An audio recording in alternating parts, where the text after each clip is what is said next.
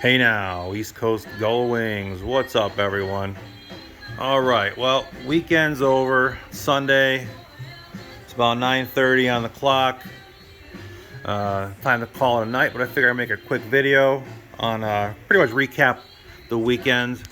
What I ended up doing to the hood is I ended up taking the lower skin or the lower support and separated it from the upper skin. I had used a 3M marine adhesive, some white glue. It would look basically like a silicone or a caulk. It worked really well.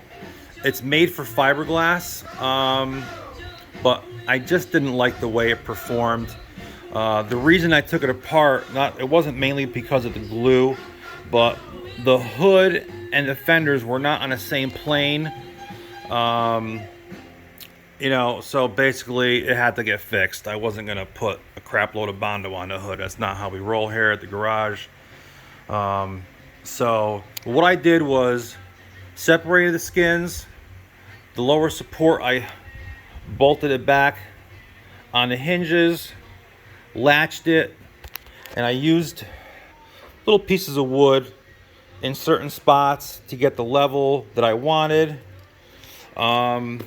And then basically what I did was I took a piece of 1/2-inch square tubing and bent it and put it all inside and epoxied it to the lower frame, and the same thing on the lower part all the way around. You can see it doesn't go all the way through. I mean, these channels in the frame here, they're pretty rigid, but fiberglass does bend.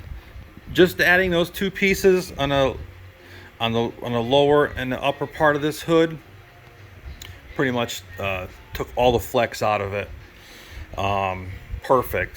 So then I took the upper skin, laid it on top with no glue, set all my gaps all the way around, put a screw about every foot all the way around the whole hood dry to fit it, and to basically, when I put the glue on, I have 20 screws to set the proper distance to put it where I want it. So all that said, I glued it, screwed it, and put all my little clamps on the ends all the way around. And pretty much that's it. Let's close it, see what we got. That's it. Closes beautiful. The mock-up gasket is in there. The ears, perfect level.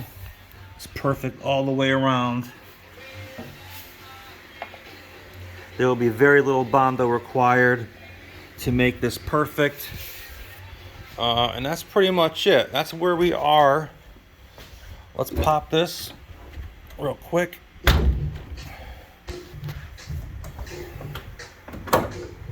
And that's it. We are all set. Oh, I cut these holes out to make it look a little more realistic under the hood. And also, you guys know what this threaded rod is for, right? When you tighten this, it brings these ears up or down depending if you tighten or loosen that threaded rod. So if you close your hood and you're sticking up 1/4 inch, if you don't have your threaded rod in here and you don't tighten it, then you're pretty much screwed, because it won't work out. You have to put the threaded rod in there and tighten it to bring this down to match the level. So if I took this now and loosened this up, you would see it would come up about 1/8 inch and it wouldn't look right. But that's German engineering for you, just transferred into the replica. All right, everybody, like, subscribe. Don't forget to join the Facebook forum, 300SL Gull Wing Replica Builders. All right, ciao, mein.